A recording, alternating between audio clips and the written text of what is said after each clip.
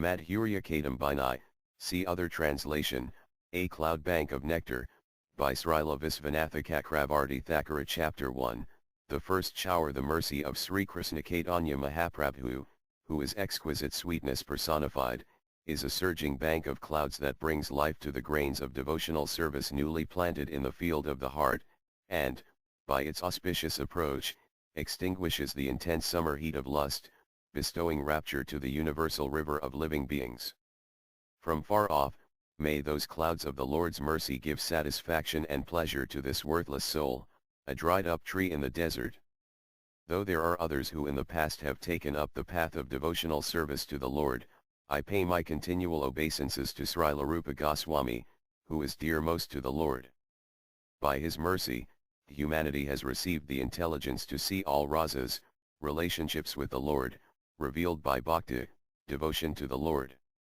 The Lord is Rasa. The Sruti, Taittiriya Upanishad, after explaining the different coverings of consciousness, Annamaya etc., concludes, Brahmapukam Pradistha Brahman, the shelter or support for everything, is supreme. This statement would seem to establish Brahman, the shelter of everything, as superior to the Anandamaya Purisa. But then the same scripture says, the Lord is Rasa itself. Attaining that Rasa, the jiva becomes blissful. This statement shows that the Lord in his form as Rasa incarnate is supreme.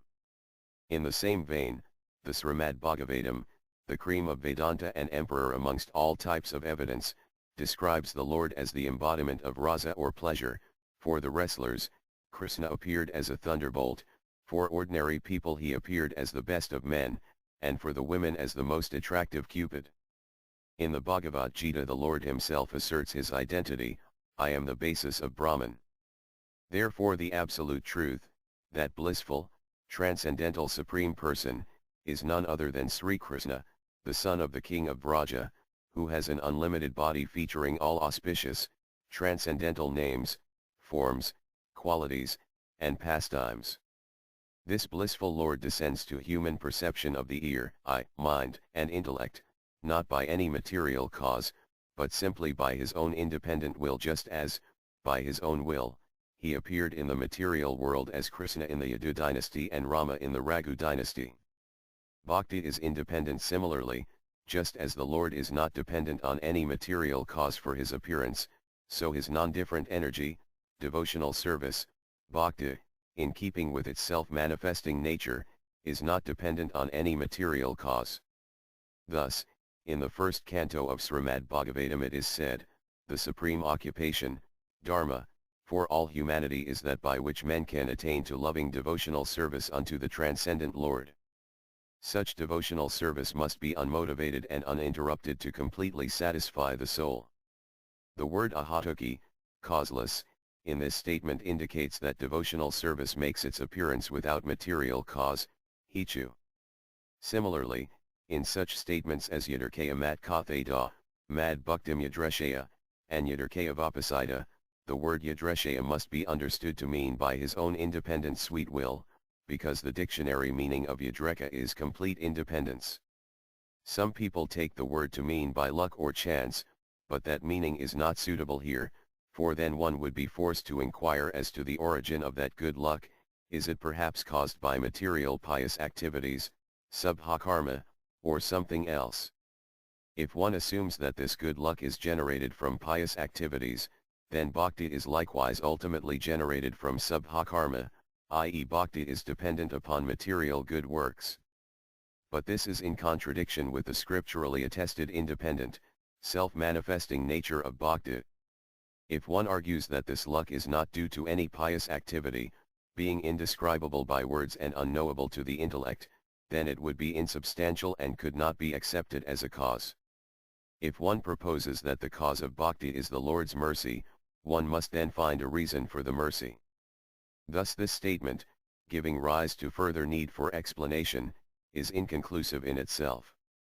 If one therefore responds that the cause is the Lord's absolute, unqualified, or causeless mercy, then the Lord seems to show favoritism in bestowing it, since the unqualified mercy should, but does not, fall upon everyone equally.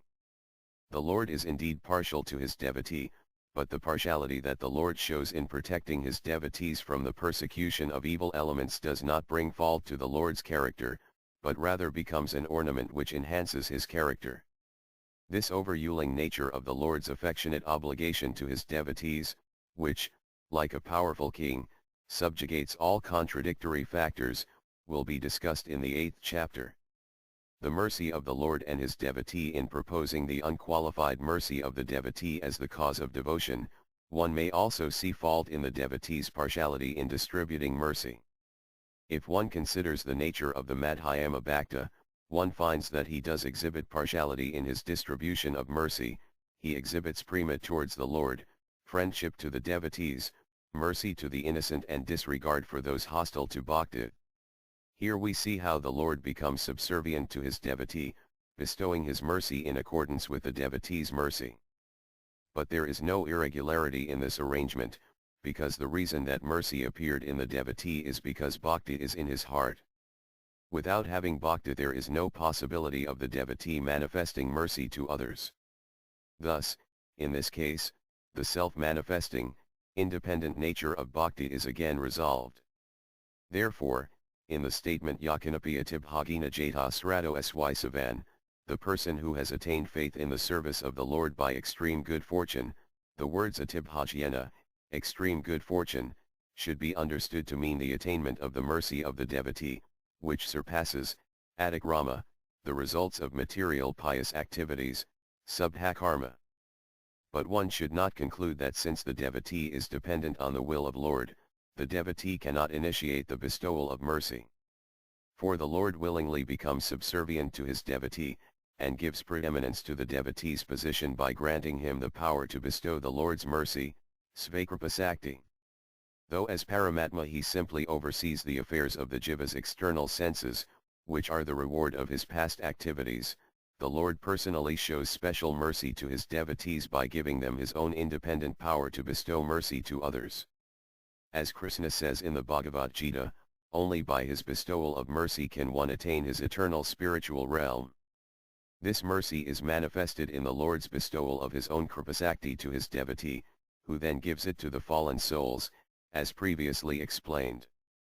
Is bhakti caused by niskama karma? Through many scriptural statements, svekavattara karate, svekamayajya, one can understand that the Lord appears by his own will. Still, material vision may impel one to say that the need to relieve the burden of evil on the earth is the cause of the Lord's advent. In the same way, sometimes it is said that prescribed activities, karma, performed without personal motives, niskama, act as the door to bhakti. There is no harm in such statements, if we understand their relative nature. But yet charity, austerities, and whatnot are clearly denied as causes of bhakti in the 11th canto of Srimad Bhagavatam, even if one endeavors by yoga, analytical study, by charity, by austerity, by yajna, by chanting Vedas, by study, by renunciation one cannot attain the Lord.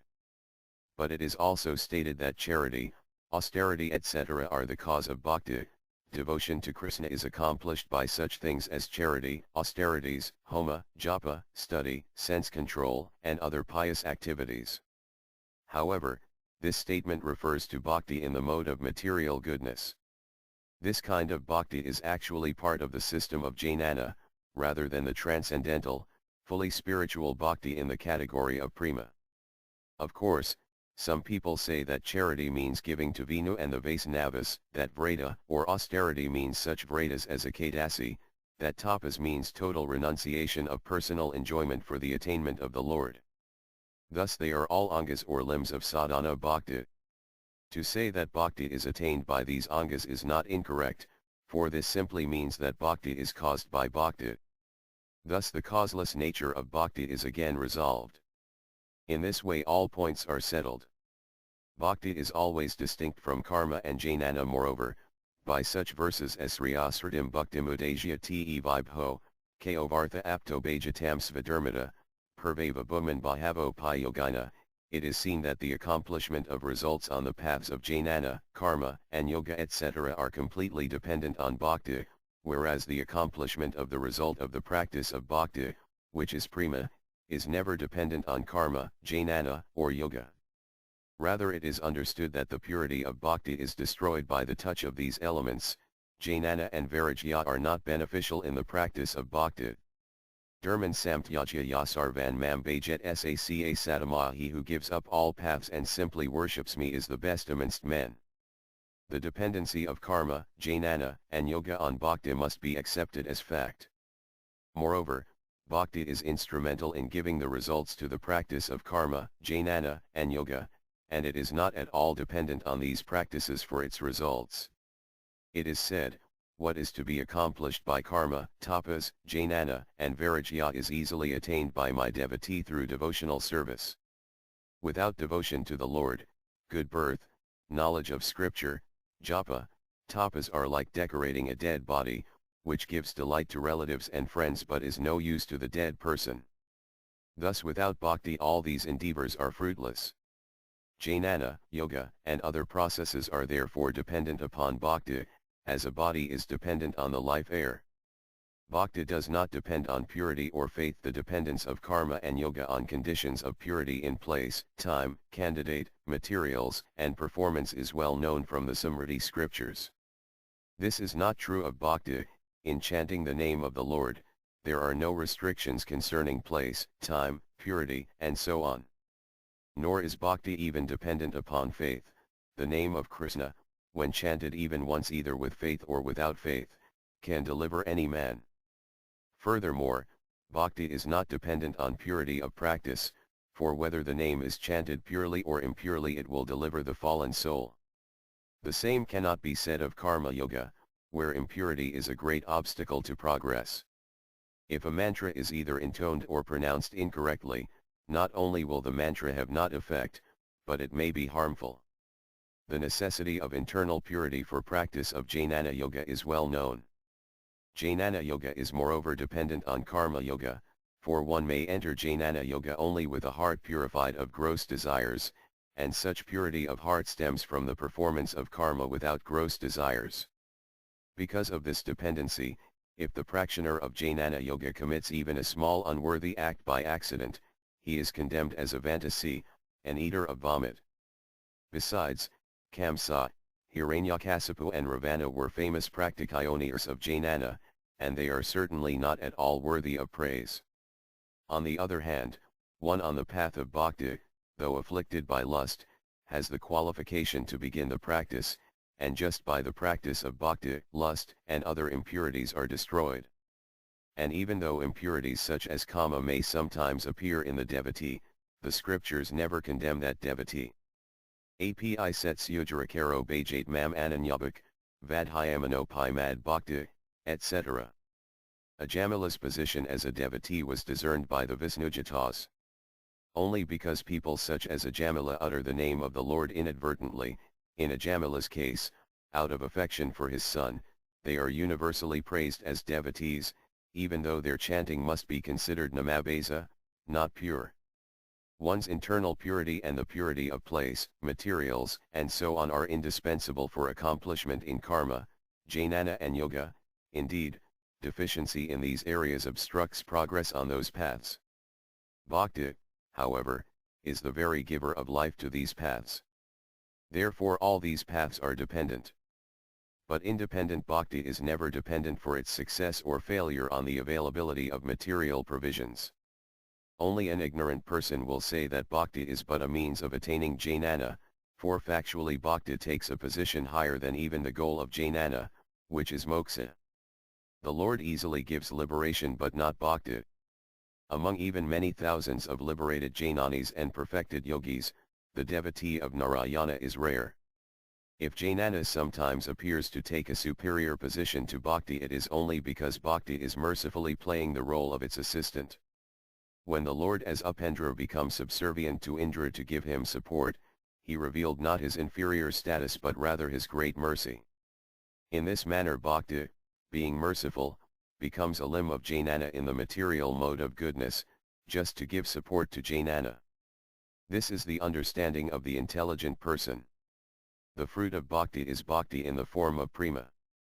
This is the topmost goal for mankind, and it by far surpasses dharma, artha, kama, and moksha. The preeminent, all-pervading, totally independent, self-manifesting, and life-giving nature of the great energy, bhakti, is of the same nature as the Supreme Lord from whom bhakti emanates. This has been explained here. If one still prefers a process other than bhakti, that person should be considered bereft of the power of good judgment. What else can be said? If one is a human being, but does not take to the process of bhakti, then he should not be considered a human being at all, who, except an animal, would not serve the Lord. Chapter 2, the second shower of nectar. One will not find a full contrast and comparison of dualism and monism, bhakti versus jnana, in the present work. Those who expect may find it in another work called Visvanath Kadambini2. The wish-yielding creeper of pure bhakti, which grows in the field of the heart, is the refuge of the devotees who firmly vow, dressed Davrata, never to seek any fruits except bhakti, and who, like bees Madhurya, are obsessed with the desire to taste nectar. The very life of this creeper is a favorable attitude to devotion and the Lord. Like a touchstone, its very presence makes the heart lose its iron-like material qualities and acquire spiritual qualities of pure gold, bhakti. Raga and Vaidhi sadhana bhakti now sprouted and growing upwards, that creeper then unfurls two leaves, which are the splendor of sadhana bhakti. The first leaf is called klesagni, the dissolution of suffering, and the second is called subhata, the attainment of auspicious qualities. The smooth upper surface of the two leaves is the jurisdiction of the king called Raga. Raga is in a preeminent position due to having being generated from spontaneous thirst for all things pertaining to the Lord, and by genuine affection for the Lord in a particular relationship. The lower surface of the leaves is rough and of a somewhat lower status because its activities are generated out of scriptural rules, and because spontaneous, deep affection for the Lord is lacking because of lack of a pure relationship with the Lord. This is the domain of the king called Vaidha. Despite their differences, both Raga and Vaidhi Bhakti equally share the qualities of klesagni, disappearance of suffering and sin, and subhata, appearance of auspicious qualities. Klesa means the cause of suffering. The literal meaning of klesa is suffering or affliction, but here the meaning may be taken as the causes of suffering. These klesas are the cause of sinful and pious activities that in turn result in misfortune, unhappiness, or good fortune, happiness, in the material existence. There are 5 kinds of klesa. 1.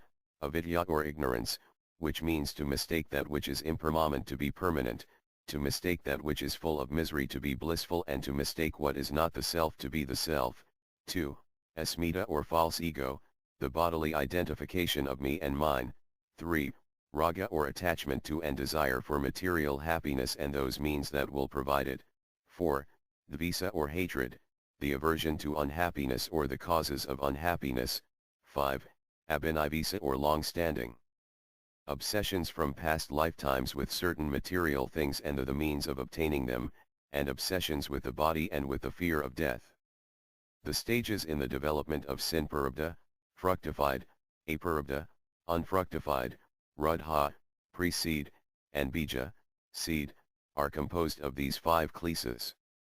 Subha means divine qualities. Subha or auspiciousness consists of such qualities as disinterest in material affairs, interest in the Supreme Lord, friendliness to the Lord, mercy, forgiveness, truth, simplicity, equanimity, fortitude, gravity, respect, humility, and being kind to everyone. This is established in such verses as Sarvar Gunaus Tatra Samasatsura, all the qualities of the devatas are present in the devotee, and Bhakti Parisanabhavo Viraktir Enyatrakasa Trika Ikakal, devotion, taste for the Lord, and detachment from all else appear simultaneously. By this last quotation, one may note that the 2 splendors or sadhana, the destruction of suffering and the appearance of all good qualities, appear simultaneously. However, just as there is a gradual unfurling of 2 leaves in a growing plant, there is also a gradation in the disappearance of the undesirable qualities, ajubha, and the appearance of the auspicious qualities, subha. Thus there is a development of bhakti in sequential stages. Though this is very subtle and difficult to perceive, The intelligent devotees have ascertained this through scrutiny of the various effects. The stages of advancement in bhakti. First, the prospective devotee must have sraddha or faith. Sraddha is firm trust in the import of the bhakti scriptures. It also means to have a genuine desire to undertake the activities described in those scriptures. Either of these types of faith may arise naturally or by force. Then, taking shelter of the lotus feet of the spiritual master, the faithful beginner in bhakti inquires from him about proper conduct. By following his guru's instructions, that person mixes in friendship with devotees of his own status and finds shelter in the association of more realized devotees. Next he takes up the practice of different types of service. This is called bhajanakriya, or the execution of devotional activities. Bhajanakriya is also of two varieties, unsteady, anestheta, and steady, nestheta. Unsteady performance of devotional activities is of 6 types, listed in sequential order: false confidence, utsahamaya, sporadic endeavor, ganatarala, indecision, vyadhavikalpa, struggle with maya, visaya sangara, inability to uphold vows naya maxima, and enjoying the waves, tarngaranjanai. Each one characterizes unsteadiness in devotional service. Utsahamaya: just as a pupil entering school may think he has already become a great scholar worthy of everyone's praise, a person just beginning devotional service can display the audacity to think that he has mastered everything. He is called utsahamaya, or puffed up with enthusiasm. Ganatarala: a pupil may be diligently engaged in his studies and yet at other times, because of inability to understand the subject matter and because of lack of real taste, becomes totally negligent. In the same way, a new devotee sometimes practices the different activities of devotional service nicely and sometimes neglects them. Being sometimes assiduous and at other times negligent, his sporadic endeavor is called ganatarala, condensed dilute, thick thin. Vyadhavikalpa: shall I just be a householder happy in family life, making my wife and children Krishna conscious, and worshipping the Lord, or should I give all that up and go and sit in a place of meditation in Vrindavana and become a real success by engaging full-time in hearing and chanting with no distractions? Shall I wait until the last stage, after enjoying all sorts of pleasures, when I have understood that the whole material world is simply a forest fire of affliction, or should I renounce right now? Should I regard this family life as death, a deep well concealed by grass, and give up this unreliable shelter while young? Or shall I wait until the death of my old parents before renouncing? If I give up family life immaturely, I will think of family life after renouncing. If I should die in that condition, I will go to hell. From that type of renunciation I won't get any strength. Therefore, for the time being, I will just work to keep my body alive, and later, after satisfying all my desires, I will enter Vrindavana and worship the Lord in full dedication. After all, renunciation is useless if one depends on it to produce bhakti. But then again, it is acceptable if one knows it is generated from bhakti and is dependent on bhakti. By sophism, one may justify immediate renunciation of householder life, in the confidence that there will be no worry for food, since it is well known that the sadhus in the ashramas eat plentifully.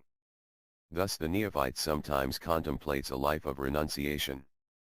But at other times, applying the maxim that household life is distressful only for those who are attached, he favors household life, being supremely aloof.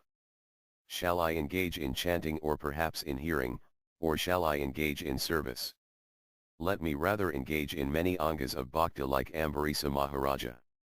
When one speculates on all types of options in devotional service without deciding anything, it is called vyadhavikalpa, or extensive indecision. Visaya Sangara: one whose heart is lodged in materialism is far from obtaining devotion to Vinu. Can a man who moves east expect to claim something that has moved in the opposite direction? The devotee, knowing he cannot attain steadiness in serving Krishna while attached to material enjoyment, resolves to renounce his addictions. But while attempting to renounce, he may end up indulging in it, taking solace from the example of a devotee given in the Bhagavatam. The inexperienced devotee, in spite of his attempts to give up his material desires, is unable to do so completely, and is allowed to indulge in satisfying his desires to some degree. This ongoing battle with his previously acquired desires for sense pleasure, in which he is sometimes victorious and sometimes defeated, is called Visaya Sangara, or war with sense pleasure. Niyama Aksama, the devotee may then resolve, from today I will chant such and such number of rounds of japa. I will pay so many obeisances. And I will render services to the devotees. I will not talk on any subject except the Lord, and I will give up all association with people who talk on material matters. Though he makes such resolutions every day, he is always unable to execute them. This is called Niyama Aksama, or inability to follow rules.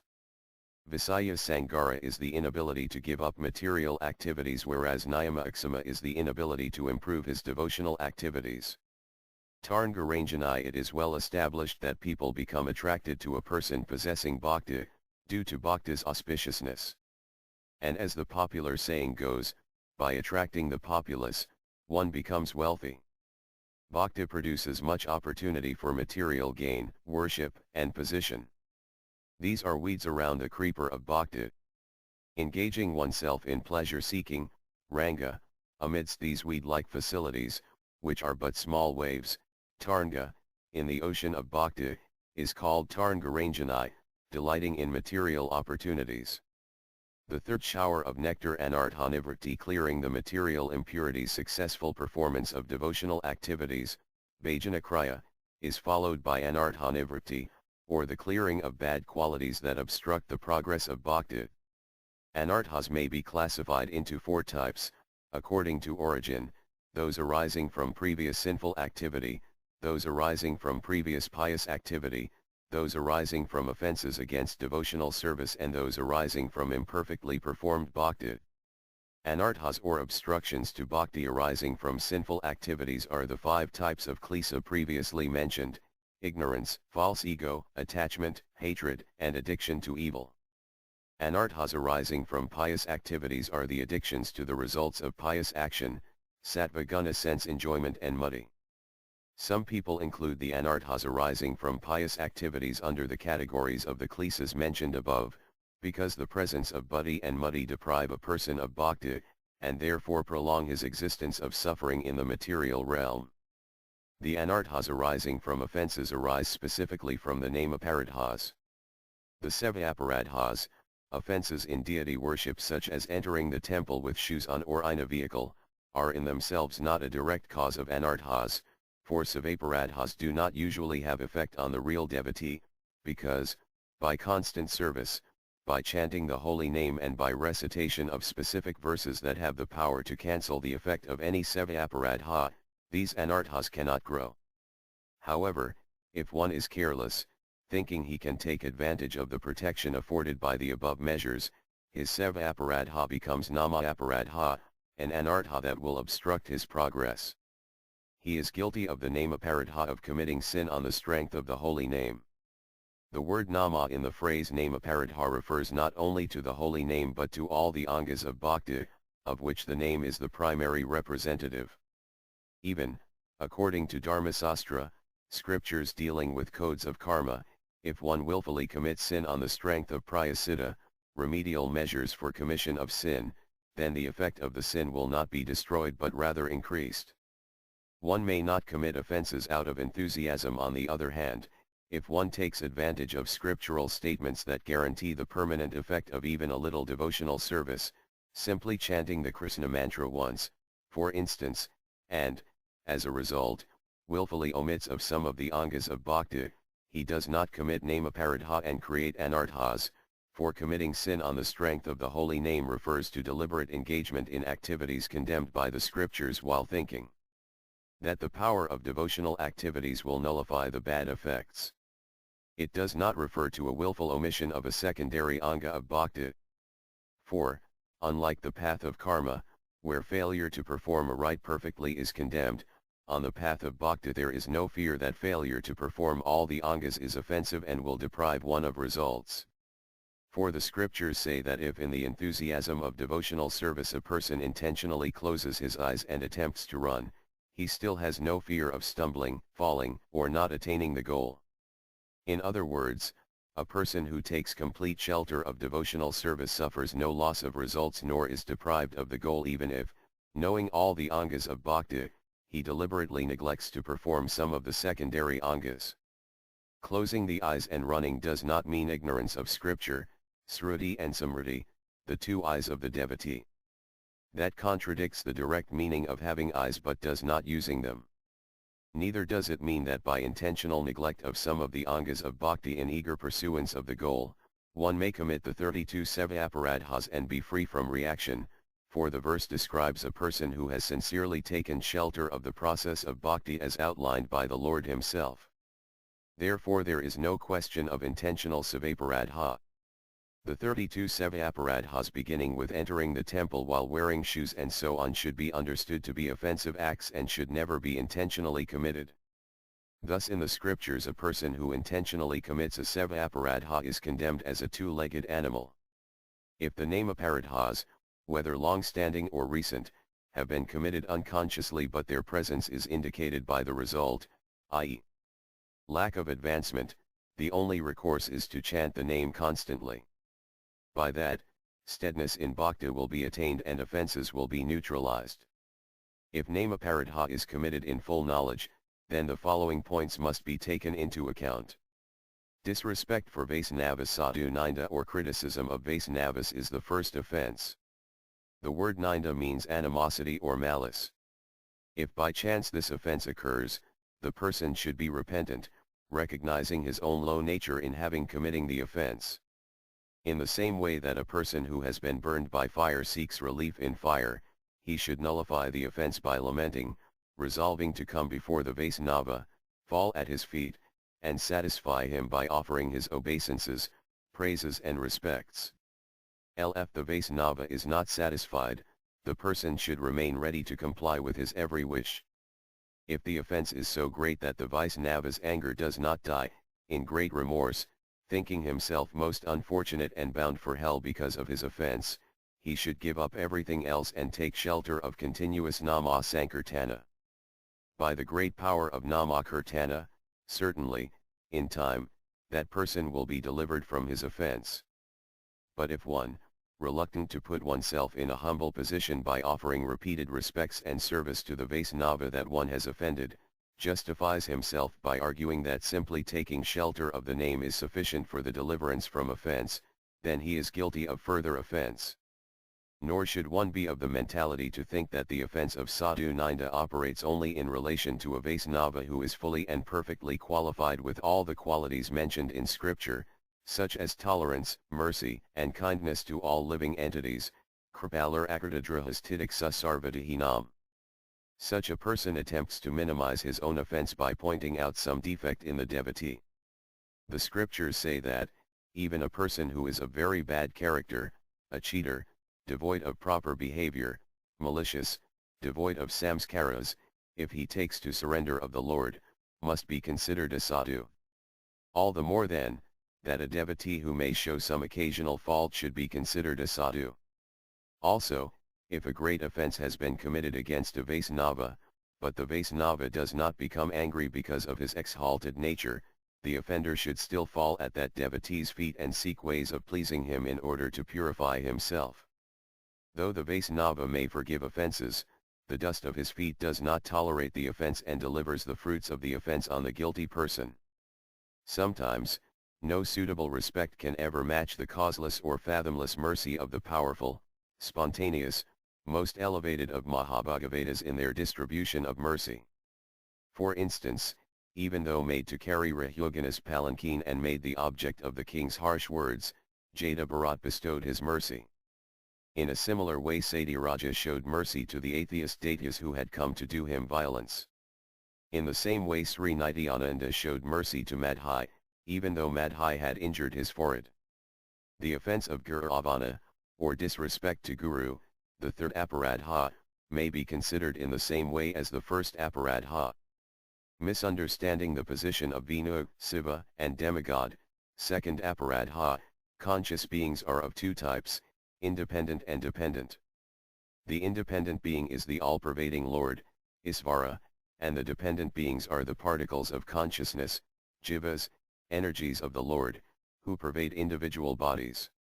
The independent consciousness, Isvara, is of two types, one is not touched at all by Maya, and the other, for the Lord's pastimes, accepts the touch of Maya.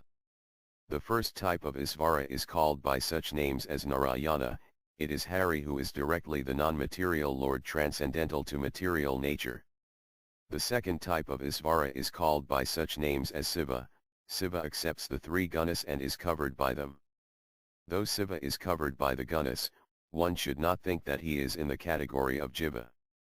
As the Brahma Samhita states, Siva is a transformation of the Lord, just as yogurt is a transformation of milk. In other scriptures also Siva is glorified as Isvara. The three modes of Sattva, Rajas, and Tamas, for maintenance, creation and destruction, are ruled by Vinu, Brahma, and Siva. From this Brahma is commonly understood to be Isvara. But Brahma's position as Isvara or Lord should be understood as power invested in a jiva by the Supreme Lord. The Brahma Samhita also says that it is by the bestowal of power by the Supreme Lord that Brahma is able to create the universe. The modes of ignorance, Siva, passion Brahma, and goodness, Vinu, may be compared to the wood, smoke, and fire, three progressive stages of fire. As smoke is superior to wood, so the mode of passion is superior to the mode of ignorance, but fire is not situated in the smoke, one cannot perceive the Supreme Lord in the mode of passion, Brahma. In the mode of goodness which is like the blazing fire, one can directly perceive the Lord, Vinu. Just as fire is situated within wood, so in mode of ignorance, the Lord's presence can be assumed in latent state. The happiness of realization of the Lord in his impersonal aspect may be compared to the state of sleep which is characteristic of Tamaguna. The jivas are of two types, those who are covered by Maya and those who are not covered by Maya. The covered jivas are the devatas, men, and animals. The uncovered jivas are of two types, those endowed with the Lord's Aisvarya Sakti, and those uninfluenced by that Sakti. Those not influenced by the Lord's Aisvarya Sakti are of two types, those who, by pratasi of Jnana merge into the Lord, a lamentable condition, and those who, by practice of bhakti, remain differentiated from the Lord and taste nectarian bliss. Those who are influenced by the Aisvarya Sakti are of two types, those influenced by elements such as Jnana, belonging to the spiritual sphere, e.g. four kumaras, and those influenced by such elements as the function of creation etc., coming from the material sphere, e.g. Brahma. In this way the position of Brahma is delineated. One may consider that Vinu and Siva are non-different, being the same Isvara mode. Though this is true, the devotee must understand that there is a difference in worship of the Lord with a touch of material qualities, Siva, and with no material qualities, Vinu. Brahma and Vinu, on the other hand, are completely different tattvas, Brahma is Jiva and Vinu is Isvara. Sometimes Brahma and Vinu are described as identical in the Puranas, but one should understand this statement by the example of the sun, Vinu, and the Surya Kanta jewel, Brahma, which is invested with the light of the sun, and is therefore considered non-different. In some Mahakalpas, even Siva, like Brahma, is a Jiva invested with power by the Lord, like Brahma, Siva is sometimes a Jiva. Thus Siva is sometimes classed with Brahma, as in such statements as, a person who considers Narayana as equivalent to Brahma, Siva, and the other devatas is a low rascal. Those who have not fully researched in the matter say that Vinu is the Lord, not Siva, or that Siva is the Lord, not Vinu, or that since I am a devotee of Vinu, I will not give regard to Siva, or vice versa. Such people, deliberately involving themselves in arguments, become offenders. If such offenders can become enlightened by a knowledgeable devotee, then they can realize how Siva and Vinu are non-different. With this realization, and by performing Namakirtana, the person can nullify his offense. Sruti Sastra Ninda, disrespect for the Sruti scriptures, Vedas, If one commits this offense, one obtains relief when one has the fortune to understand from a knowledgeable person that the Srutis mercifully help the most blind, unqualified, and independent people to come to the path of bhakti. Commission of the fourth offense can be nullified by using the same mouth that criticized the scriptures, such as the Srutis, propounding karma and jnana, to praise the same scriptures, and to praise the practitioners of those scriptures, e.g. performers of karma and jnana, and by performing loud chanting of the holy name. In the same way one should understand the appearance and nullification of the other 6 offenses. The anarthas arising from bhakti, just as, along with the main plant, many weeds grow, by the cultivation of bhakti there appears acquisition of material wealth and other facilities, worship and respect by others, a comfortable position, fame etc. By their very nature, they have the power to influence the heart of the devotee, grow in size, and cover up the main plant intended for cultivation, bhakti. Nullification of the anarthas, the 4 types of anarthas mentioned, namely, those arising from previous sinful activity, from previous pious activity, from namaparadha and from cultivation of bhakti, have 5 grades of eradication, limited, to 1 anartha, pervasive, affecting many anarthas, general, complete and absolute. Anarthas arising from namaparadha are removed in the following stages. One should understand that the word nullification, nivritti, applies not only to the complete absence of anarthas, but to any of the progressive stages of nullification as well. Thus with performance of devotional activities, bhajana kriya, there is nullification but the eradication is limited. With the appearance of nistha, the eradication is pervasive. With the appearance of rati or bhava, the eradication is general. With the appearance of prema the eradication is complete. With the attainment of the Lord's lotus feet, the eradication is absolute. Thus, in the case of Citraketu, who had attained the lotus feet of the Lord, his accidental maha aparadha to Siva was apparent, not real, since he was endowed with an abundance of prema. This is proven by the fact that he did not distinguish between his form as an associate of the Lord and as a demon, Vritrasura. The cause of the offense of Jaya and Vijaya was a manifestation of personal desire derived from prema. The 2 desired in this way, O Lord of Lords, you desire to fight but we do not see an suitable opponent for you. All those available are too weak. Though we are strong, we are not inimical to you. Somehow or other, make us inimical to you, and realize your desire to fight. We, being your faithful servants, cannot tolerate to see any lack whatever in your perfection.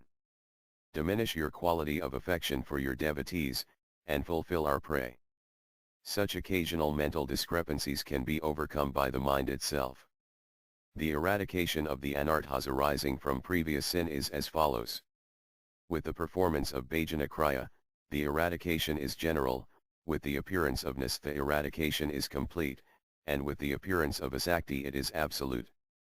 The eradication of anarthas arising from bhakti is as follows. With the performance of bhajana kriya, eradication is limited. With the appearance of nistha it is complete, and with the appearance of rusai it is absolute. The wise man should conclude in this way after considering all matters thoroughly. One may raise the objection that these stages of extinguishing anarthas do not apply to devotees, quoting such verses as, with one utterance of the holy name all sins are destroyed. If one hears the holy name even one time, a Kandala can obtain liberation from the material world. Also in the case of a Jamila, simply by his uttering the Lord's name once in Namabhasa, all anarthas, even up to avidya, ignorance, the root cause of material bondage, were removed and he attained the lotus feet of the Lord. This is all true. One should have no doubt that the holy name has such inestimable power. But because the holy name is unhappy with offenses committed against it, it does not manifest its complete power in the offender. This is indeed the reason why the sinful tendencies continue their existence. But though these tendencies continue for some time, the servants of death have no power to attack such a person. Such a person does not see Yama or his servants carrying nooses even in dreams. In the verse Na Vidyatesya Yamar Hi Sud Hi, however, the word yama refers to the rules of yoga practice, yama and niyama etc., and thus means that for such a person, there is no need of other forms of purification. The case of the offender losing the mercy of the name is similar to a subordinate who is offensive to his wealthy master. He is denied proper care, and is treated indifferently by the master. As a result of the withdrawal of mercy, that person suffers poverty and distress of all sorts. At the same time, however, people not under the jurisdiction of wealthy master do not suffer such hardships. But if the offending servant puts himself at the beck and call of his master, the master gradually shows mercy, and that person's suffering are step by step eliminated. In the same way, the offending devotee will at first suffer some miseries, but if he performs sincere service to the spiritual master and to the scriptures etc., the name will again gradually manifest mercy and gradually eliminate his evil tendencies. Thus the arguments against the gradual elimination of anarthas hold no ground. One should not say, I have committed no offenses. One can infer the existence of either recent or long-standing offenses by their effect. The effect of offense is that a person will not manifest any symptoms of prema by performance of namakirtana. One's heart is as hard as stone. If, one chanting the holy name, there is no change in the heart, tears in the eyes or standing of hairs on the limbs. O best of Brahmanas, what are the offenses against of the name of the Lord which cancel the results of all one's performances, and turn everything material? In other words, what are these offenses against the name of the Lord which, being committed, prevent any results from repeatedly hearing and chanting the Lord's name, qualities, which should give prema, from serving the sacred tirthas which bestow perfection, from tasting repeatedly the ghee, milk, and betel prasadam which destroy all desires for sense enjoyment, from which all those spiritually potent activities become mere material. This is the serious effect of namaparadha. If this is so, one may then argue that if these offenses are so serious, then a person who commits a namaparadha simply loses the grace of the Lord and thus cannot even take shelter of Guru or perform devotional activities. This is true. Just as during a serious fever, losing all taste for food, it becomes impossible to eat, a person who commits a serious offense loses scope for hearing, chanting and performing devotional activities. There is no doubt about this. However, if the fever lessens with time, some taste for food develops. Even then, nourishing foods like milk and rice cannot give their full power of nourishment to the person suffering from chronic fever. They bestow some benefit, but cannot relieve him of his wasted condition. An invalid's diet and medicine can, however, with time, restore him to his previous healthy condition. At that time the full potency of normal food can be utilized by the body. In the same way, after a long period of suffering the effects of aparadha, the intensity reduces somewhat and the devotee develops a little taste. Again the devotee becomes qualified for bhakti. Repeated doses of hearing and chanting the Lord's name and performance of other devotional processes, gradually, with time, reveal everything up to prema. Accordingly, the experienced devotees have described devotion as progressing gradually by stages, starting with faith, followed by association, bhajanakriya, anarthanivritti, nistha, rusai, asakti, bhava, and prema. However, the absence of symptoms of prema and traces of sinful activity in devotees who are practicing the devotional processes such as kirtana, cannot always be attributed to namaparadha. Nor can the presence of material distresses always be attributed to the reactions of previous karma, which should be destroyed by correct execution of bhakti. For instance, though Ajamila was without offenses, he did not manifest the symptoms of prema, even though he named his son Narayan and called that name many times every day. Moreover, he was also inclined to sin, sexual relation with a prostitute. And Yudhisthira, though free from past karmic reactions, had to suffer many material miseries. Just as a fruit-bearing tree bears fruit in due time, the holy name, though pleased with an offenseless person, will reveal its mercy, in the form of symptoms of prema, to him after some time. Since the heaps of sinful reactions which are being experienced due to previous bad practices are factually reduced to insignificance by the process of bhakti, like the bite of a serpent without his poison fangs, the sickness, lamentation, and other sufferings undergone by devotees are not due to sins in previous life, for the Lord himself has said, "Gradually I take away all the wealth of the person whom I favor." Being penniless and most miserable, he is rejected by his family and relatives. The person without the malady of material possessions is the object of my mercy. Thus the Lord, thinking of the welfare of his devotee, in order to increase his humility and longing for the Lord, bestows on him all sorts of suffering as his mercy. This suffering is not the effect of sinful actions in previous lives. The fourth shower of nectar, nistha, steadiness, previously in the discussion of the two types of bhajanakriya, anisthita and nisthata, 6 types of the anisthita bhajanakriya were described. Without describing nisthata bhajanakriya, anartha-nivrti was then discussed. As Srimad Bhagavatam says, Lord Krishna, who is affectionate to his devotees and situated in their hearts, destroys all inauspicious elements of those who hear topics about the Lord. When the inauspicious elements have been generally destroyed by devotional service, steady devotion to the Lord appears. The first verse refers to the stage of anisthita or unsteady bhakti, for in the next verse naisthaki bhakti is mentioned. In the first verse, abhadrani vyadnoti, destruction of inauspicious elements, refers to the stage of anartha-nivrti, situated between the two stages of bhajana. The words nastapriya, destroyed, means that the anarthas are not present at all. The proper order according to Srimad Bhagavatam is therefore bhajanakriya, anartha-nivrti, nistha. Therefore nisthita bhakti will be discussed now. Nistha mean to be endowed with the quality of steadiness or non-fluctuation.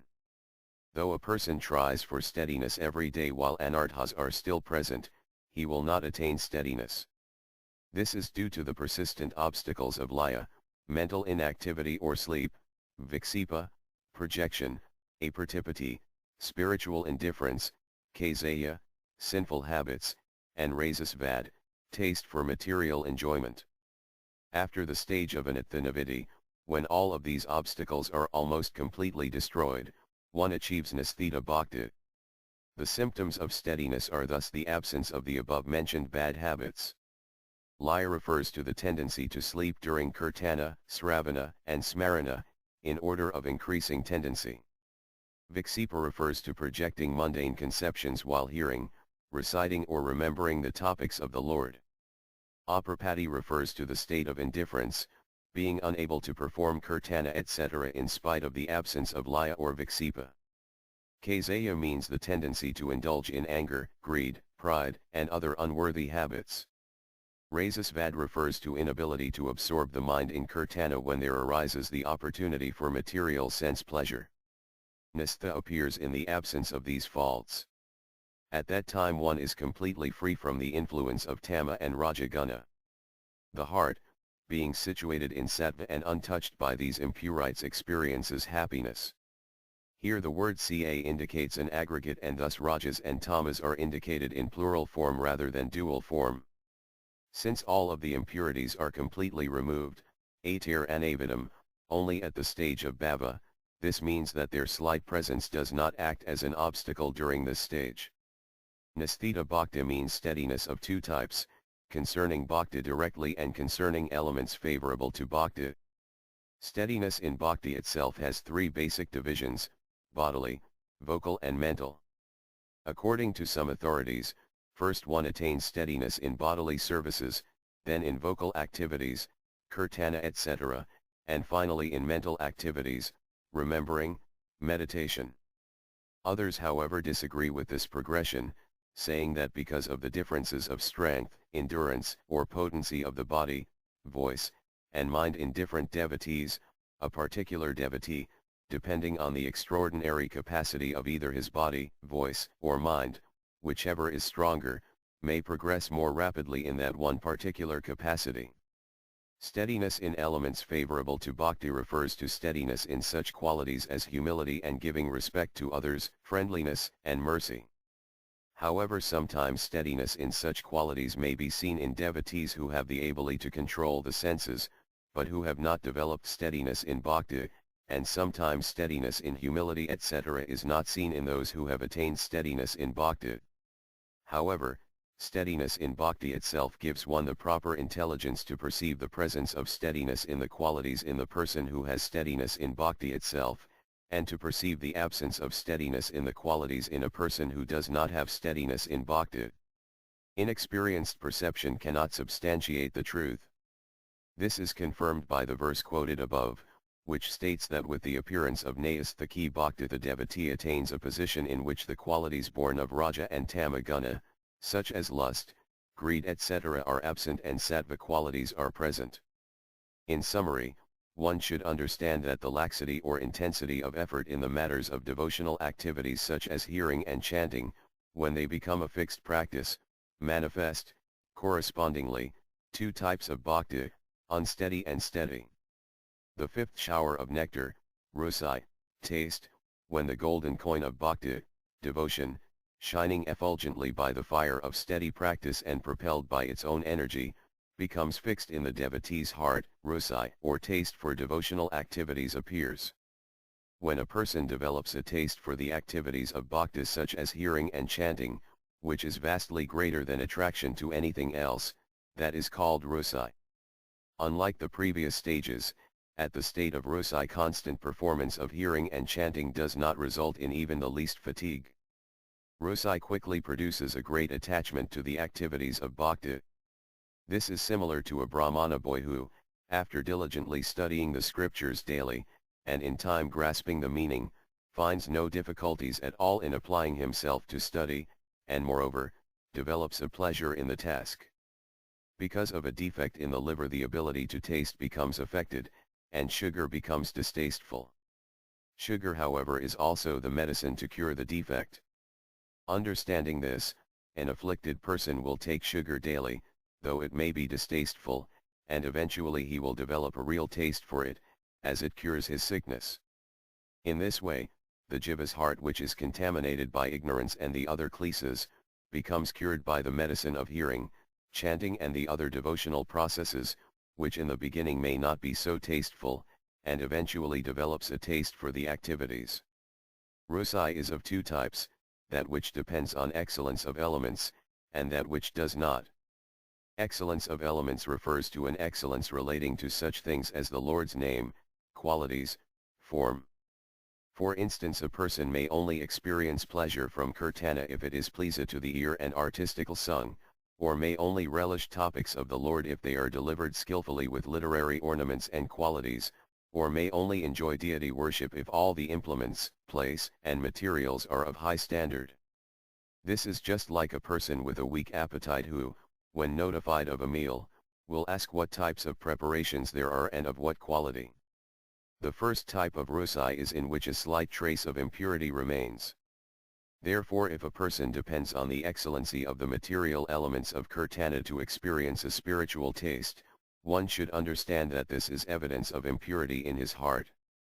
A person with the second type of rusai will experience great pleasure wherever and whenever there is a performance of kirtana. He does not depend on excellence of the elements because he has actual depth in his taste. One should understand that he has no trace of impurity in his heart. O friend, giving up the nectar of Krishna's names, why are you engaging yourself in pursuits for security and enjoyment, so hard to attain? What can I say? I am unfortunate, for I am the lowest criminal. Though I have received the mercy of the spiritual master, I have not understood its proper value. Instead I have been wandering everywhere, and in that way I have wasted my life. Keeping a precious jewel tied in the hem of my cloth, I have been searching out a cracked cowrie, a spot of false happiness between the banks of the river of material engagements.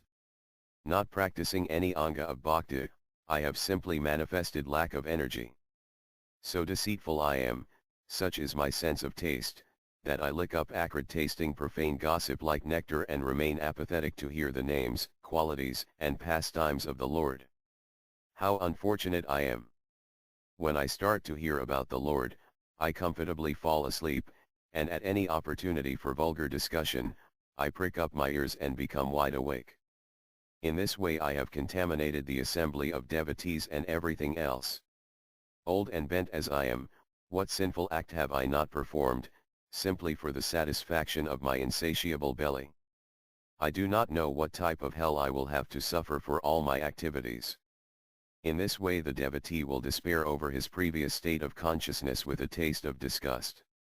Then, in a remote place, like a swan, he will begin tasting and speaking reverently the nectarian topics about the Lord, the juice from the fruit of the desire tree, the great Upanishad, Srimad Bhagavatam, containing the mystic science of Bhakti.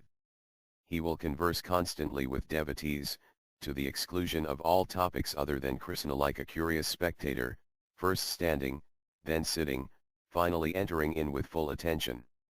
He will take refuge in the Lord's Dhamma and will fix himself purely in the Lord's service. Ignorant people will think he is going crazy. The blissful devotional service performed by the expert devotees is like a dance. The devotee begins to learn the lessons of that dance, being taken by the hands of the dance instructress, Rusai.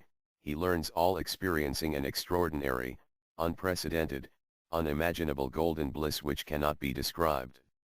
In what blissful realm will he come to exist, when in time, he is made to dance by the supreme masters of dance, Bhava and Prema?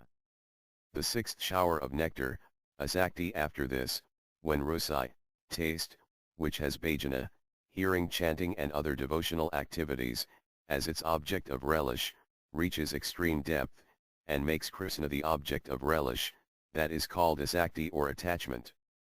At the stage of Asakti, the creeper of bhakti bears clusters of buds. These buds will in no time become flowers, at the stage of bhava, and then fruits at the stage of prema. The statement that Rusai has bhajan as the object and Asakti has the Lord as the object is a designation signifying proportionate quantity. Actually both Rusai and Asakti have both components as objects, but by less intensity in taking bhajana as object and greater intensity in taking the Lord as object, Asakti become distinguishable from Rusai. Asakti polishes the mirror of the heart to such a condition that a reflection of the Lord may suddenly be visible there. Before the stage of Asakti, the devotee, realizing that his mind has been overpowered by material objects and desires, after putting forth deliberate effort, withdraws his mind and fixes it on the Lord's form, qualities, and activities. In the stage of Asakti, however, absorption of the mind in the Lord is automatic, without effort. A devotee even at the stage of Nistha cannot discover how his mind sometimes withdraws from the Lord and fixes itself on material affairs. The quality of attachment such that the mind sometimes withdraws from material topics and absorbs itself in topics of the Lord is not seen in one who has not attained the stage of Asakti.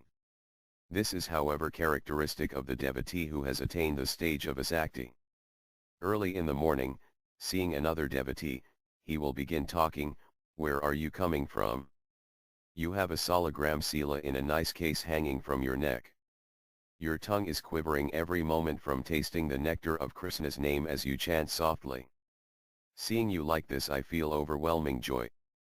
Tell me what holy places you have visited, and describe all the great saintly souls you have met. What realizations have you had, and what realization have you bestowed to others?" In this way he will spend some time drinking nectar in intimate conversation. Elsewhere, seeing a devotee with an attractive book under his arm, he will say, "By your extraordinary presence I can guess that you are very learned. Please recite it for me. Bring to life by your shower of nectarian explanation just one verse of the 10th canto, which is like a kataka bird waiting for raindrops." Hearing the explanation his body hairs will stand on end. Going elsewhere he will say, "Oh, just today my life will be successful, for this gathering of devotees will immediately destroy all my sins." Thinking in this way he will pay repeated obeisances on the earth. Being honored with affection by the most learned and advanced devotee, the crown jewel of the assembly, he will sit before him in humble, crouched posture, and beg from him with tears in his eyes, while holding his pulse. "O Master, you are the remedy for the material disease afflicting the three worlds. I am the most fallen and depraved person. Please diagnose my malady and advise me what medicine and food to take. By that miracle drug, restore me to proper health. Overjoyed with the devotee's glance of mercy, and his trickling nectar of sweet words, he will stay for some time to serve his lotus feet. Sometimes wandering by a lake or in the forest, observing the movements of the animals and birds, he will intuitively interpret them as signs of mercy or punishment of Krishna upon himself. If Krishna is showing his mercy to me, then let the antelope in the distance comes towards me 3 or 4 steps. If he is not showing mercy, the antelope will turn away. Seeing a small boy playing on the outskirts of a village, he will be reminded of the child Saint Sanika and will inquire from the boy, "Will I see Vrayendra Kumara?" No, hearing that simple syllable, he will deliberate on whether to take the answer at face value or seek a deeper meaning. Remaining in his house, like a miserly merchant greedy for treasure, with a worn face, he will be absorbed in thought all day, while dreaming, standing, and sitting. Where am I going? What am I doing? By what means will I get my hands on my desired object? When asked what is the matter, he will sometimes act like a mute, at other times he will feign normality. His friends will apologize, he was all right before, but now his intelligence has become covered. His unacquainted neighbors will conclude that he is an idiot by birth. The followers of Vedic ritual will consider him stupid. The adherents of the impersonal Brahman will consider him disillusioned. The followers of pious activities will say he is fallen. The non-devotees will say he has amassed some great treasure. And the offenders will say he is pretending. In this way others will judge him. But the devotee, far from considerations of respect and disrespect, having fallen into the current of the great celestial river of attachment, asakti, to the Lord, will simply continue his attempts to come closer to the Lord. The seventh shower of nectar, bhava. When asakti achieves full maturity, it is called ratai or bhava. Bhava is the preliminary stage of manifestation of the 3 energies sak, cid, and ananda, emanating from the Lord himself. It is called the blossoming flower on the creeper of bhakti, whose outer luster is the quality of sarve surdur labha, rarity, and whose inner luster is moksha laghukriti, taking moksha as insignificant, just one particle of which uproots ignorance completely. Moreover, by the profuse release of its fragrances, the flower of bhava is able to invite Madhusudana and make him appear there. In short, scented by those fragrances, all the emotions of the heart, like a cluster of sesame seeds, liquefy into a perfumed oil, and become immediately fit to be smeared on all the limbs of the Lord. At the appearance of bhava, its receptacle, the body of even a candela, becomes worthy of the respect that is due to Lord Brahma and other devatas. At that time, his eyes, full of longing, turn towards Krishna to lick the blackness of his limbs, the rosy hue of his lips and irims, the white brilliance of his moon-like teeth shining in his smiling face, the yellow hue of his clothing and ornaments, and begin to bathe his body in unlimited tears. Like a hunted animal, here and there, from time to time, freezing his motion, he raises his ears to try to hear the sound of Krishna's flute, the jingling of his anklets, the sweet intonation of his voice, the messages of his wandering footsteps. And his body erupts in ecstasy on experiencing the longed-for touch of the Lord's tender hands. His nostrils open wide again and again, and inhale, anxious to examine the fragrance of his body. Hankering to taste the Lord's saliva, his tongue feels great joy on attaining that taste, and he licks his lips. Sometimes, when he gains the association of the Lord by the Lord's whim, his heart feels exhilarated, and he becomes drunk with the abundance of sweetness, and then, at the departure of the Lord, he grieves and becomes despondent. In this way the symptoms of Sankari Bhava decorate his body. His intelligence, in the states of wakefulness, sleep, and deep sleep, determines to fix itself without deviation on the path of remembrance of Krishna. At the time of attaining his spiritual body suitable for performing his eternal service, the indestructible soul enters that body, and the material body becomes almost lifeless. At this stage the devotee begins to experience extreme possessiveness of Krishna. Like a bee, he becomes anxious to imbibe fragrance of Krishna's lotus feet. Having obtained the most precious jewel of bhava, the devotee, like a miser, hides it from ordinary people. As he becomes the residence of renunciation, tolerance, and the other wonderful qualities which manifest themselves at the stage of bhava, advanced devotees will understand his internal status by those external symptoms, but others who see his distracted mind will conclude that he is mad. This stage of bhava is of two types, that arising from raga bhakti, and that arising from vaidhi bhakti. The first type of bhava, arising from raganuga bhakti, being greater in its strength and natural feeling, with a predominance of the feeling that the Lord is on an equal level and a distaste for seeing the Lord as the Almighty Master, is very thick or intense. The second type, arising from vaidhi bhakti, being somewhat lesser in strength and natural feeling, with a type of possessiveness of the Lord mixed with perception of the Lord as the Almighty God, is not so condensed. These two types of bhava are tasted in two different ways in the two types of hearts possessed of two types of spiritual desires in two types of devotees. This bhava is tasted in different degrees of sweetness, as in various degrees of condensation of mango, jackfruit, sugarcane, or grape juice. There are 5 types of devotees, those acting as santas, dasas, servants, sakas, friends, pitras, elders, and prasis, lovers, acting in the moods of Santa, Dasya, Sakya, Vatsalya, and Prayata. Bhava by its own energy causes the appearance of vibhava, anubhava, and vyabhikari. The dominating mood generated from these elements is called sthayi bhava, which, by mixing with the elements, produces Santa, Dasya, Sakya, Vatsalya, and Ajayjayvala rasas. The Sruti texts define rasa as the very essence of the Lord, Iaso Visa.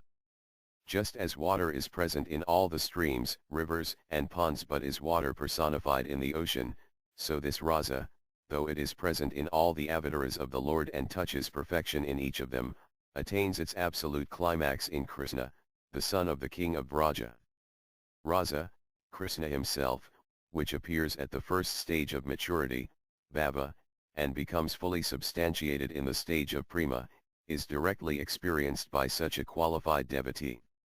The 8th shower of nectar, prema from the creeper of bhakti which first sprouted 2 leaves during sadhana bhakti, now suddenly appear many smooth petals in the form of anubhavas, the symptoms of ecstasy, attached to the flower of bhava. These anubhavas are filled with the devotional processes such as hearing and chanting, and shine brilliantly at every moment. First forming the flower called bhava, finally they bring forth the fruit called prema. But the creeper of bhakti is most astonishing, for though its leaves, bud, flower, and fruit mature into the succeeding form, they are not giving up their original forms. Together they shine in newer and newer ways. The devotee's innumerable thoughts were previously bound tightly by the ropes of possessiveness to family, relatives, house, and properties.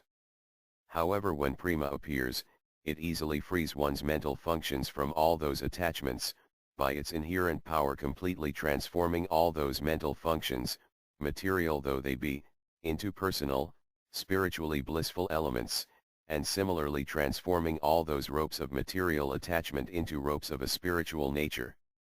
Then, by those ropes of spiritual possessiveness, prema binds the spiritualized functions of the mind to the sweetness of the Lord's name, form, and qualities. The splendorous sun of prema in this way rises, and manifesting its brilliance, immediately puts to shame all material ideals, purusartha, like dim constellations in the sky. The juice which comes from the fruit of prema, being tasted, has as its essential quality most intense, concentrated bliss, and its outstanding nourishing property is its power to attract Krishna. Needless to say, when the devotee begins to taste that juice, he does not take heed of any obstacles. Like a miser feverish for treasure, like a thief who has lost all sense of discretion out of absorption in his job, the devotee loses all sense of self-consciousness. Sometimes there is an impatience for obtaining the Lord, like a hunger which cannot be satisfied even by eating the most tasty foods all day and night. Burning like the sun by that anxiety, he is soothed, as if by the coolness of 1,000 moons, only on tasting the form, qualities, and sweetness of the Lord, which make a momentary appearance at that time. Astonishing prema, arising in the devotee, increases slightly, and the devotee longs for direct meeting with the Lord at every moment. By the intensity of his longing for the Lord, which burns like a conflagration and tears his body like a sharp arrow, he remains unsatisfied with the momentary vision of the Lord's form, qualities, and sweetness. He considers friends as useless as a dry, overgrown well, his household becomes like a thorn-filled forest. Food becomes totally distasteful. Praise from other devotees is like the biting of a snake. Daily duties become unperformable. All the necessary rituals become an unmanageable burden. The consolation of his comrades is like poison. Though he remains constantly awake, wakefulness is an ocean of repentance and his sleep seems to be simply fleeing from life. His body seems to be the target of chastisement of the Lord. His life airs become as lifeless as roasted grains. What he previously took as his life's goal is abandoned as a great calamity. Even thinking of the Lord tears his body asunder. Then Prema, assuming the form of a tender kiss, attracts Black Krishna and makes him appear to the devotee for a moment. At that time all the senses of the devotee, eyes, nose, ears, tongue, sense of touch, become the receptacles of all the auspicious qualities of Krishna, his supreme beauty, fragrance, melody, youthfulness, tastiness, Madhurya, and Karanya. The ever-fresh sweetness of those qualities arises through the love of his devotee, who is the taster and relisher of those qualities, and greater hankering skillfully binds the devotee more and more at every moment. Such a great ocean of bliss appears at this time, that poetic words are not capable of discerning its limits. Like a traveler on a desert path burned by the sun's rays during the hot season, who takes shelter in a cool place supplied with 100 vessels filled with icy water from a divine pool, under the shade of a vast banyan tree densely tangled with branches, or like an elephant caught in a forest fire who is finally bathed by unlimited water from a bank of rain clouds, the devotee, afflicted by mortal disease, and craving satisfaction, drinks that nectar, tastes its exquisite sweetness, and experiences unbounded bliss. The Lord reveals first his beauty to the eyes of the devotee in this remarkable condition. On account of the sweetness of that beauty, all the senses and the mind take on the quality of eyes, and obstacles such as paralysis, shaking and tears are generated. From this the devotee swoons. To console the devotee, the Lord next reveals his fragrance to the nostrils of the devotee, and by this, the devotee's senses take on the quality of the nose in order to smell. Again the devotee swoons in bliss. The Lord then reveals his sonorous voice to the devotee's ears. All the senses become like ears to hear, and for the third time the devotee faints. The Lord then mercifully gives the touch of his lotus foot, his hands, and his breast to the devotee, and the devotee experiences the Lord's fresh youthfulness. To those in the mood of servant he bestows his lotus feet on their heads, to those in the mood of friendship, he grasps their hands with his, to those in the mood of parental affection, with his hand he wipes away their tears, and those in conjugal mood he embraces, touching them with his hands and chest. Then the devotee's senses all take on the sense of touch and the devotee faints for a fourth time. The Lord then restores him by giving the taste from his own lips. This however is revealed only to those in the conjugal mood. The devotee's senses take on the sense of taste and he faints for a fifth time. This blissful swoon is so deep that the Lord must revive him by bestowing his Madhurya, generosity, the sixth type of mercy. Madhurya refers to the state in which simultaneously all of the Lord's qualities, his beauty, fragrance, sound, touch and taste, all suddenly manifest themselves to the devotee's various senses. At this stage, Prema, which understands the aim of the Lord, increases to the extreme, to which there is a corresponding extreme increase in craving for more, and having, of its own, given up its moon-like fickleness, it spontaneously creates in the devotee's heart a tearing friction amongst the simultaneous emotions, a conflict of 100 waves in the ocean of bliss, and then assumes, for the devotee, the form of a presiding deity of his mind. By this means, Prema bestows its influence so that one can experience the different tastes simultaneously without conflict. One should not think that the intense craving of the mind will cause dilution of the various tastes. Rather, all of the senses, attaining the inconceivable, astonishing, extraordinary quality to perform the functions of the other senses to appreciate the Lord's various qualities, give more intensity to the taste. In these matters, one cannot use material arguments evolved from material experiences. These inconceivable conditions of prema are not subject to mundane logic. Then the Lord, seeing the devotee, like Kataka bird trying to taste the totality of raindrops, wanting to taste all the sweetness of his beauty, fragrance, sound, touch, taste and Madhurya, but unable to do so, considers, why am I holding so many wonderful qualities to myself?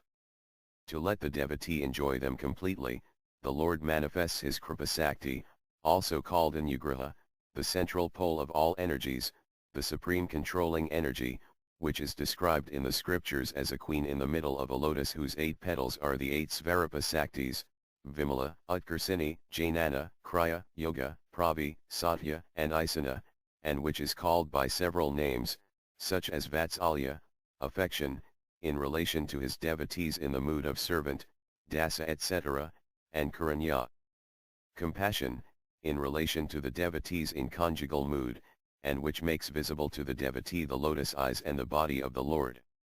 By this Kripasakti, the element of the Lord's all-pervading free will appears in the devotees, and causes great astonishment even in those who have realized Paramatma. By this energy, the Lord's affection for his devotees, like an emperor, rules over all the other auspicious, constitutional qualities of the Lord, such as Satya, Saka, Daya, and Kesanti, which are mentioned by earth personified in the first canto of Bhagavatam, text 26-30, ch 16. The 18 condemned qualities of illusion, laziness, error, taste for material enjoyment, intense lust, fickleness, arrogance, envy, violence, exertion, lamentation, dishonesty, anger, longing, fear, illusion of supporting the whole world, partiality and dependency on others are not present in the body of the Lord.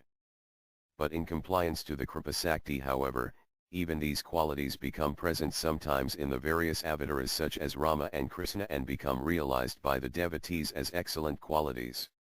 Attaining the power to taste all the Lord's qualities such as his beauty and fragrance, and tasting each one, the devotee ascends to higher and higher peaks of astonishing experience, and his heart melts on incessant realization of the Lord's unprecedented affection for his devotee. Then the Lord, displaying his wonderful nature, says, O best of devotees, many births you have given up wife, house, and wealth for my sake, and out of obligation to serve me you have endured the miseries of cold, wind, hunger, thirst and pain, tolerated the contempt of Kothar men, taking to a life o begging. In payment for all your sacrifice, I cannot given you anything. I have become your debtor. Since lordship over the whole earth, taking the post of demigod, and acquisition of mystic powers are unsuitable for you, how can I give them to you? One cannot give grass and straw, the enjoyment of cows, to any human being. Though I am unconquerable, I have just now been conquered by you, I live for you and dance for you. I am hanging on to the creeper of your good qualities for support. Hearing the sweet, affectionate words of the Lord, the devotee says, O Lord, Master, Ocean of mercy, you glanced upon me while I was being bitten by an array of crocodiles, the infinite miseries of endless births and deaths amidst the terrifying current of material existence. Lord, transcendental to all the material planets, whose butter-like heart melts as it manifests mercy, original spiritual master, destroyer of ignorance in the form of such qualities as lust, by manifesting the Sudarsana Chakra of your wonderful form, you have pierced those crocodiles and freed me from the clutches of their teeth. To fulfill my desire to serve your lotus feet, you placed the syllables of your mantra in my ears, you destroyed my suffering, you purified me by the process of constant hearing, chanting, and remembering your qualities and name, and made me understand how to perform service to yourself through the association of your devotees. I am unintelligent, the lowest of the low, and even one day have not done you service. Such a miserly selfish person deserves to be punished. Contrary to this, however, showing your very self to me, you have made me drink nectar. You have mortified me by saying that you have become my debtor. Now I am thinking what to do. I would be presumptuous to ask you to pardon all my offenses 5, 7, 8, 1,000, or 1,000,000. I can definitely say it must be more than 100,000 billion. But let be all the fruits of my past activities, received and yet to be received. Previously I compared your dark limbs to the monsoon cloud, to the blue water lily and to the sapphire. I compared your effulgent face to the moon, and your tender feet, to newly sprouted leaves. Now these analogies seem like a pile of burned mustard seed compared to a golden mountain, or like a chickpea in comparison to a touchstone, like a jackal in comparison to a lion, or a mosquito in comparison to Garuda. By my poor intelligence I have clearly committed offense to you. Such inapt poetry meant as praise unto yourself is accepted by common people. I am like an unsettled cow threatened by the sudden appearance of your glorious form. But, I cannot defile the desire tree of your beauty even with my destructive comparisons.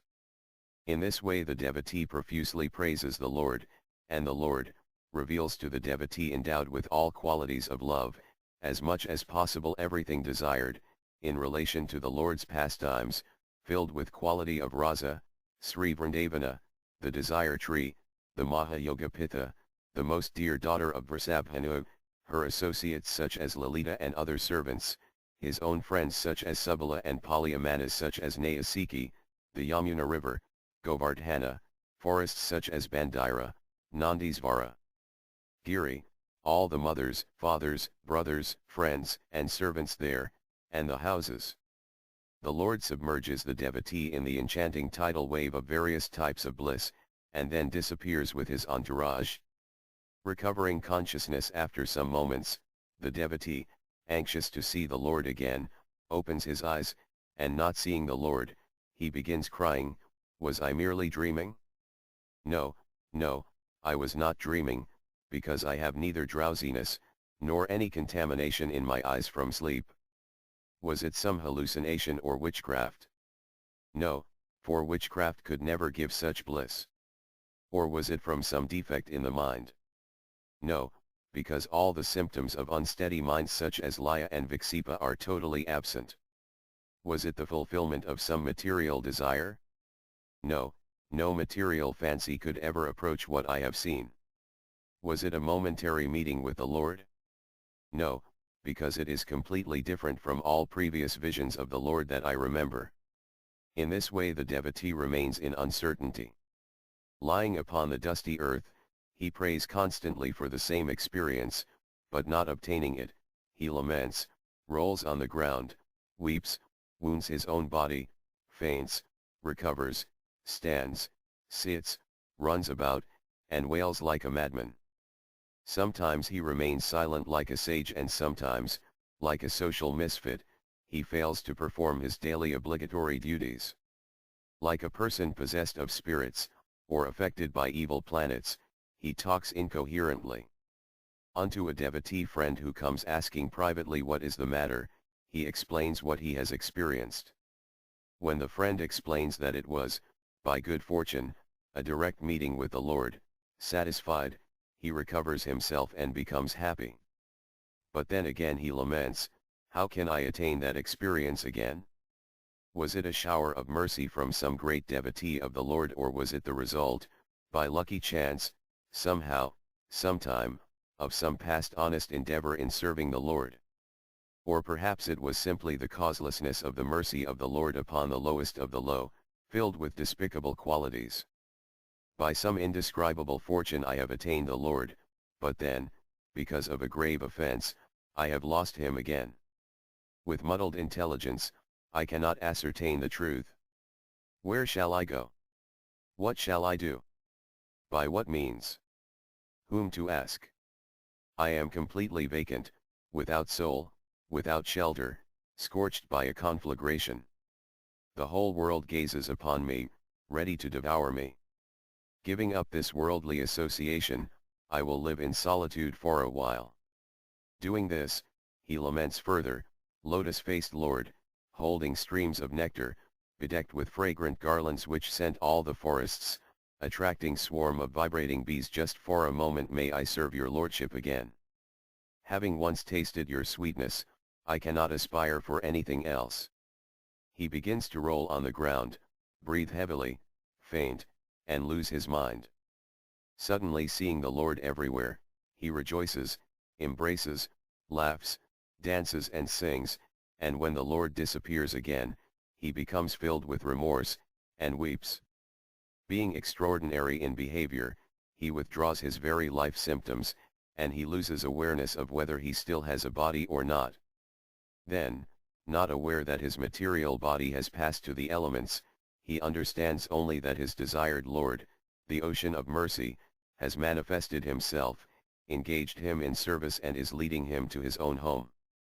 Thus the devotee reaches the goal of life.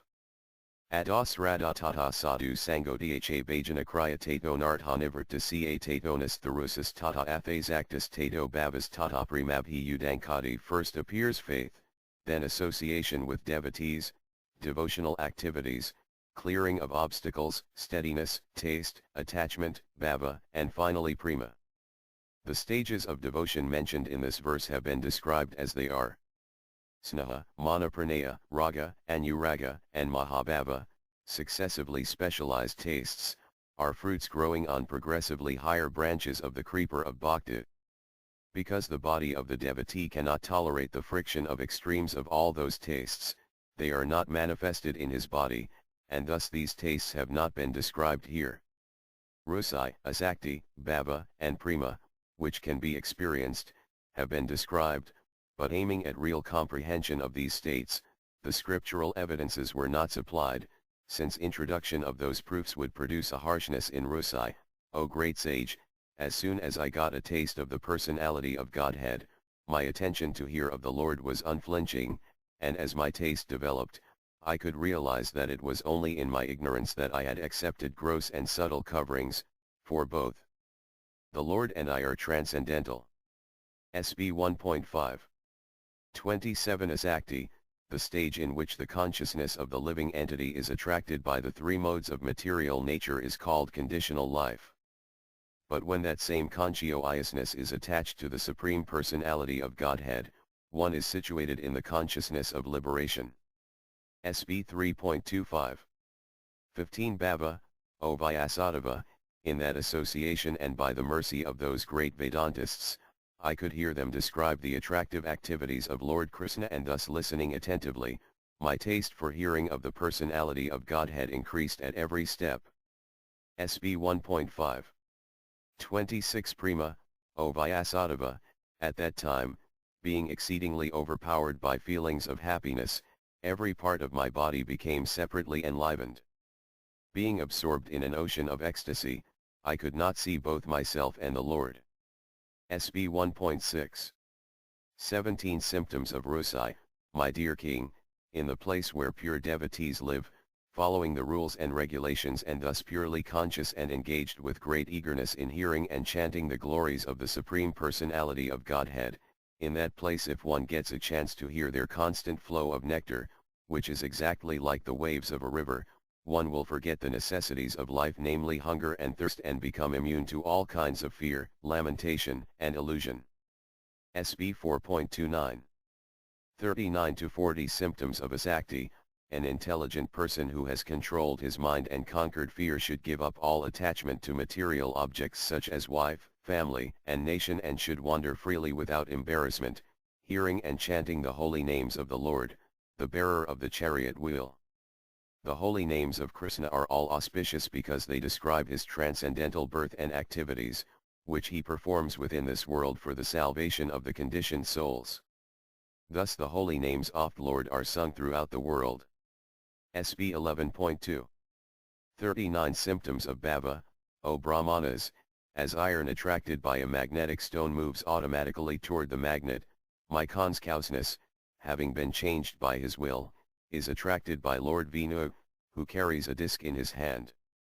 Thus I have no independence. SB 7.5. 14 Symptoms of Prema, by chanting the holy name of the Supreme Lord, one comes to the state of love of Godhead. Then the devotee is fixed in his vow as an eternal servant of the Lord, and he gradually becomes very much attached to a particular name and form of the Supreme Personality of Godhead. As his heart melts with ecstatic love, he laughs very loudly or cries or shouts. Sometimes he sings and dances like madman, for he is indifferent to public opinion. SB 11.2. 40 Temporary appearances. The Supreme Lord Sri Krishna, whose glories and activities are pleasing to hear, at once appears on the seat of my heart, as if called for, as soon as I begin to chant his holy activities. SB 1.6. 33 Meeting the Lord. O my mother, my devotees always see the smiling face of my form, with eyes like the rising morning sun. They like to see my various transcendental forms, which are all benevolent, and they also talk favorably with me. SB 3.25. 35 Nature. In that state, upon seeing the charming forms of the Lord, smiling and attractive, and hearing his very pleasing words, the pure devotee almost loses all other consciousness. His senses are freed from all other engagements, and he becomes absorbed in devotional service. Thus, in spite of his unwillingness, he attains liberation without separate endeavor. SB 3.25. 36 Mentality. In that state, because he has achieved his real identity, the perfectly realized soul has no conception of how the material body is moving or acting, just as an intoxicated person cannot understand whether or not he has clothing on his body. SB 3.28. 37 These verses should be considered. The basic truth is as follows. Ahankara is of two types, ahanta, consciousness of I, and mamata, consciousness of my. By jnana these two are destroyed and liberation is attained. By directing these two towards body, I am this body, house, this is my house, etc. bondage results. I am the follower of the Lord. I am the servant of the Lord. The Lord with his associates, an ocean of sweetness with his form, qualities, and pastimes is to be served by me. If one thinks in this way, identifying oneself as the Lord's servant and making the Lord and his followers the object of one's possession, it is called prema. Prema is different from both bondage and liberation, and is thus called the crown jewel of human goals. There is an order of spiritual development, based on this. When the materialistic aspect of ahanta and mamata is extremely deep, one remains in the cycle of birth and death. When a causeless particle of faith develops and one thinks of becoming a Vaisnava and serving the Lord, ahanta and mamata become slightly spiritualized and the jiva becomes qualified for devotional service. At the stage of sadhu sangha, the tinge of spiritualization becomes more concrete. At the stage of anestheta bhajana kriya, the spiritualization is localized in one place, whereas the material aspect is in full force. At the stage of nistha, spiritualization becomes more pervasive and the materialistic influence decreases somewhat. At the stage of rusai, spiritualization of me and mine becomes dominant and the materialistic aspect becomes localized. At the stage of asakti, the spiritual aspect becomes complete and the material aspect becomes a trace. At the stage of bhava, the spiritual aspect becomes thorough and the material aspect becomes a shadow, occasionally appearing. At the stage of prema, the spiritual aspect becomes extremely intense and the material aspect is completely absent. At the stage of bhajana kriya, meditation on the Lord is mixed with other topics and is temporary. At the stage of nistha, meditation on the Lord has a trace of other topics. At the stage of rusai, other topics are absent and the meditation is long-lasting. At the stage of asakti, meditation becomes deep. During bhava, by meditation, the Lord appears in the mind. Achieving prema, along with the appearance of the Lord in the mind, there is direct association with the Lord. May the sweet bank of clouds satisfy the world, by distributing its rasa lifted from the ocean of sweetness, Sri Krishna Caitanya.